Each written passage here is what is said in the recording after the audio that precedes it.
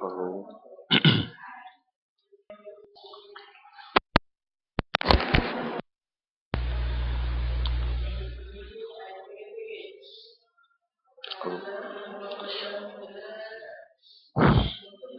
Vamos começar então, gente?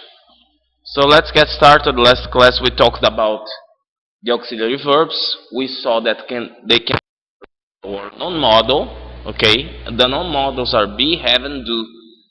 The other auxiliaries are model. Then we saw the applications of the auxiliary verbs, and we saw that basically we define auxiliary verbs as those who are inverted for questions and who receive not for negatives. Okay, so that justifies the ungrammatical feature in 2b, for example, because the main verb does not take any is not in charge of being inverted and receiving not. Okay, so as you can see, in cases in which we do not have the auxiliary verb explicitly marked, we make it come.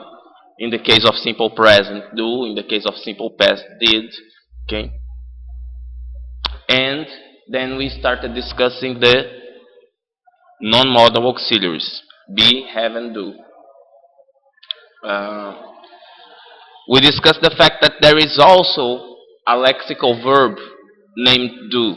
So what do we have to do? We have to make this do come out normally. So in the case of did she do her best, the affirmative, she did her best, we do not have the auxiliary marked. When we need the inversion for questions, when we need the not in the sentence for the negatives, we have to make the do come out. So the difference between auxiliary and lexical verbs is that lexical verbs, they do have a meaning, whereas auxiliary verbs are just to fulfill grammatical requirements. And then we started discussing be, the uses of be. Be can be distinguished. We have three uses of be that we can distinguish from the examples there: as a progressive marker, as in are watching, or have been working. Okay, in both cases, be is a progressive marker. As a passive marker in was taken, was watched, was carried, okay, as in it was taken by Jill, and be as in he may be arrested, okay. As a passive marker, you can take it was taken by Jill. The active for this is Jill took it, okay. Now, you may ask me what's the active version for this. It's not clearly explicit, but we can deduce here he may be arrested. What is the passive? Someone is arrested normally by the police. Yeah. So, in the cases of copula, and what is copula? Do you remember? What does it mean to say that be has a third different behavior that we call copula? We saw that verbs are either lexical or auxiliary. What does it mean to say that be behaves differently? It behaves in a way that we call copula. In some cases, be is both the lexical verb, the main verb, and its own auxiliary. Okay, so we have only one verb playing these two roles. As a progressive marker, be is followed by a verb in gerund participle. So we call it a marker of progressive. generally serving to indicate that the situation, the action, the event, the state was, is, or will be in progress at the time in question. And I draw your attention for this will be. Yeah. In this case, we use be as a progressive marker in the plain form associated with will. Okay, that is a particle for future. Okay, so I say something was happening, something is happening, or will be happening. Okay, this is the use of be as a progressive marker. Can you come up with an example of be being used as a progressive marker for past?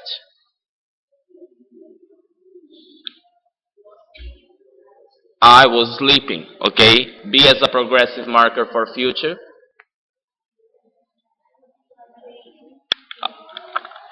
I'll be graduating. Okay, that's another way to build up the future. We normally don't talk much about this, but we can use the so-called present continuous to refer to future. Okay. Uh, be can also be used as a passive marker, as we saw. Okay, in to.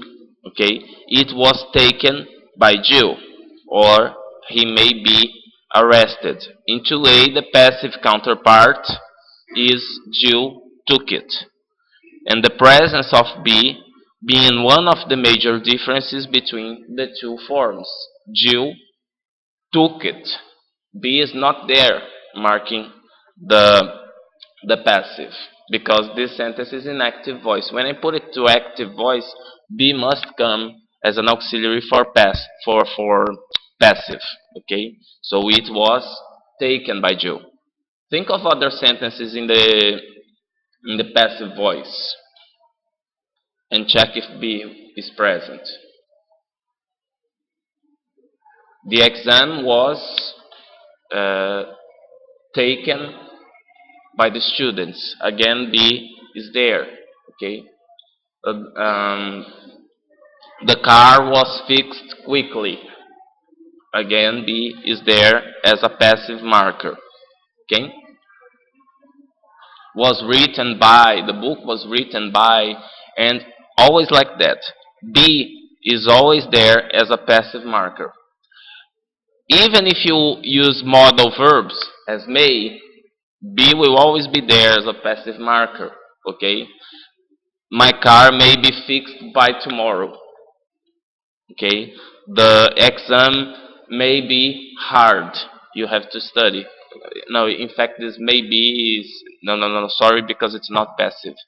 Um, the car may be fixed. Yes, by tomorrow. Another example with be as a passive marker using modal verbs.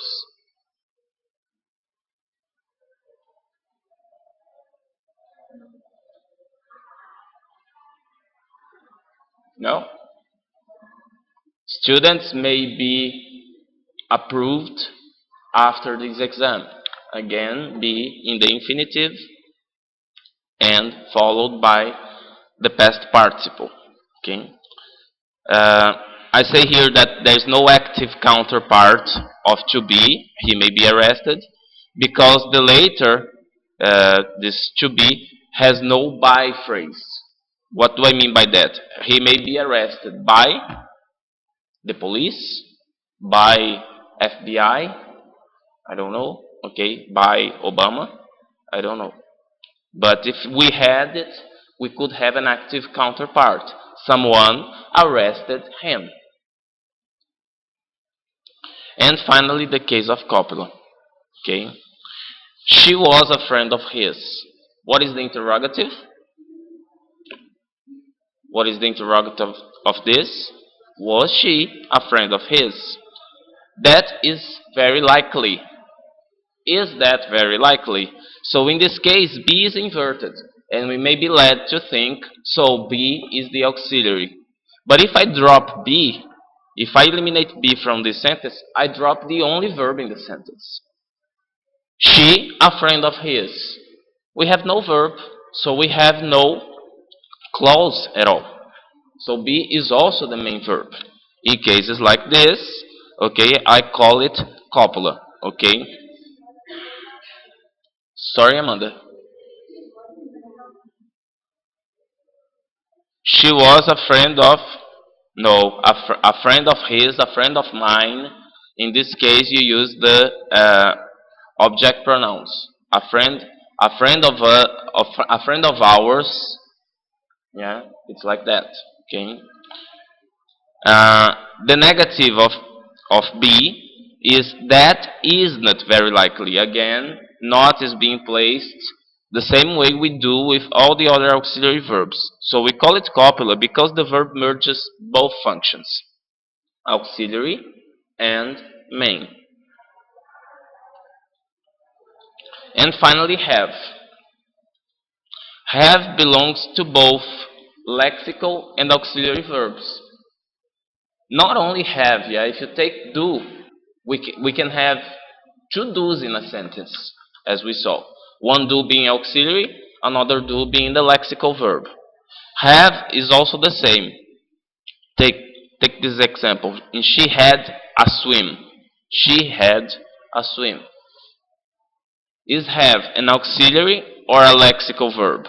It is lexical because the interrogative and negative counterparts are did she have a swim? So I cannot invert this had she a swim. Okay? Um, I can neither can I say she hadn't a swim. It's she didn't have a swim. So when I need the appearance of do, did, does to get all together with have to mark its negative and interrogative forms, I say it's a lexical verb. Okay? Can you think of other examples in which have is in the sentence but is a lexical verb? Those verbs those actions that we normally use have to describe. To have a swim, to have lunch, to have a walk, etc., etc. Okay? The auxiliary uses are seen here. The perfect marker, for example. He has broken his leg. What is the interrogative of this? He has broken his leg. Interrogative. Has he broken? Negative. He has not broken. So it's a clear clue that this have is being used as a perfect marker. Okay? That's the same to say it's being used as an auxiliary verb. Okay? Why? Because inversion is necessary. He may have taken it yesterday. In this case, what is the interrogative? Or maybe the interrogative is not the best way to start with. What is the negative? He may have taken it.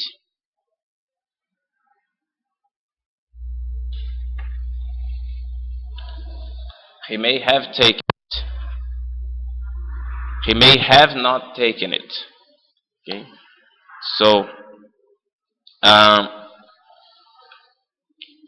we have a second situation in which we have the static have. She has enough credit, or we have to invite them all. This static have uh, expresses a state in which the subject is in. She has enough credit. This is a state of being, okay? And in cases have denotes a state of being, we call it static have. We have to invite them all. This is the situation we are in, okay? This is the static use of have. Let's go to have as a perfect marker. As in the example 1, he has broken his leg, or he may have taken it yesterday. We have the perfect marked by the auxiliary have and a past participle. So it's best regarded as a secondary past tense, the primary past tense being the inflectional predicate. Okay, So we have a past tense composed of two verbs, have and the inflectional preterite, uh, and the inflectional past participle. Okay, the primary past tense, as you know, is the simple past tense given only by the suffix ed. For example, that preterite is found only in finite constructions, such as he took it yesterday. Okay, so it can't occur after may. He took it, he drank it, he drove it, we did it. Okay, all these we call the primary past tense, and we don't use this kind of past tense after modal verbs. Okay, for example, when I use may, he may have done it. We we may have finished. We could have finished. Okay? So in this case, have is here helping to build the present perfect. Okay? And why? Because may takes an infinitival clause as a complement, always. Not only may. All the modal verbs, they require an infinitival clause. Okay?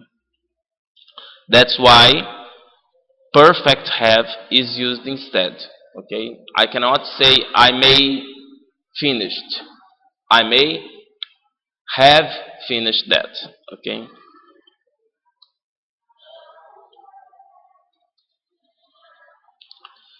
since have itself can inflect for tense, as uh, for example, the past with present. Okay, since have can inflect for tense, the past being marked by the lexeme have and the present by the inflection on it. He has broken his leg reflects the fact that while the event of breaking his leg is located in the past time, it is seen as having relevance to the present. Remember this. What is present perfect when you take the explanation from books? One of the explanations they give for using the present perfect, number one, the action is not important. Sorry, time is not important. The action is. Second one, the action in the past has some kind of an influence in the present, and that's what we mean by uh, past with present. Okay, the present tense component also explains why it's not normally possible to add an adjunct like yesterday. Because as I said, action is important, not when. He has broken his leg yesterday is kind of a contradiction. Because it's limiting an action that supposedly is marked with a present influence in the past and enclosing it in the past. When we use present perfect, they tell us that action is what really matters and not when it happened. Okay? Any questions about this? The present perfect then is given by the present of the auxiliary and the past participle or the perfect of the main verb. Now, if I asked you to tell me about the the past perfect, what is the past perfect? A sentence with the past perfect using the same logic. Let's go to the processor. The past of have, yes. Let me try to.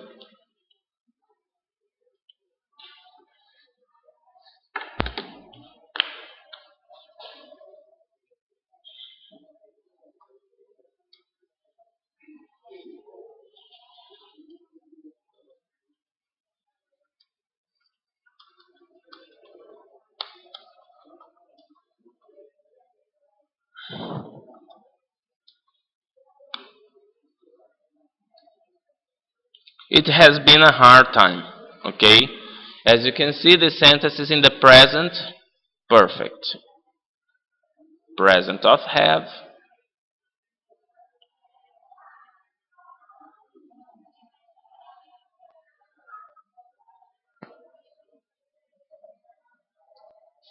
And the perfect of the verb. What is the past perfect version of the sentence? What is the big trick I have to do? It had been. And then, of course, I have to change. That had been a hard time.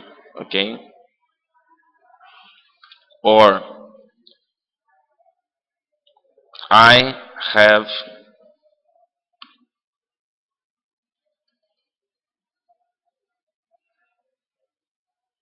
finished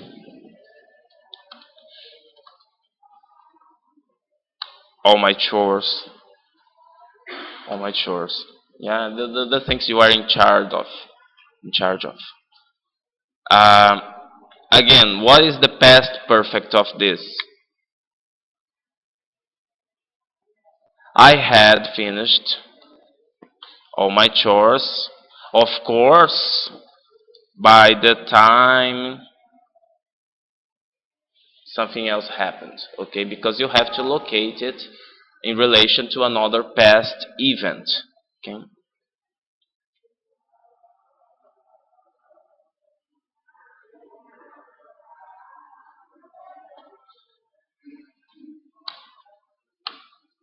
Now, the static have, as in she has enough credit, and we have to invite them all.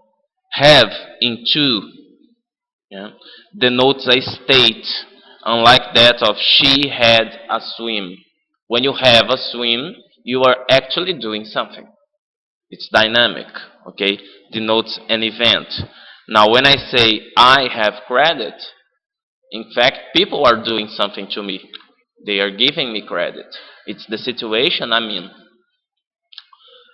Again, we have to invite them all. Does not describe really an action.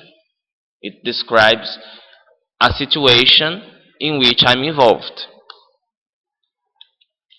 So, usage is divided is auxiliary or a lexical verb. Some people say it's an auxiliary, and some people say it's lexical. Those who say she has not enough credit, or have we to invite them all, take this have as an auxiliary. But as you know, this is an old-fashioned construction in English. The tendency is to say she didn't have enough credit, or she does not have enough credit, and we don't have to invite them all. So the tendency is to treat these kind of static have as a lexical verb. Okay? So there are two ways to assume this, depending on the perspective of the language you take. If you still consider this, she has not enough credit, to be grammatical, then you can say, alright, it's auxiliary. But if you start considering this ungrammatical, now, in terms of American English, for example, what of the two kinds of approach is predominant? Treating have as an auxiliary or treating have as lexical? Do Americans really assume this possibility? She has not enough credit.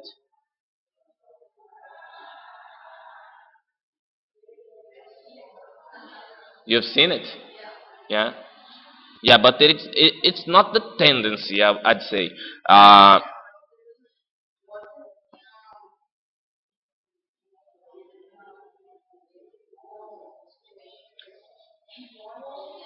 yeah,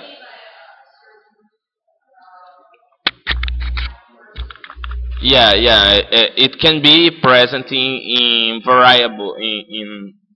variables of English, but it's not, let's say, in the university grammars. Yeah, in British English, uh, it was always considered to be possible, although it's also considered nowadays old-fashioned. Okay, so being old-fashioned means it's not a tendency, and not being the tendency will take it, but there are other possibilities.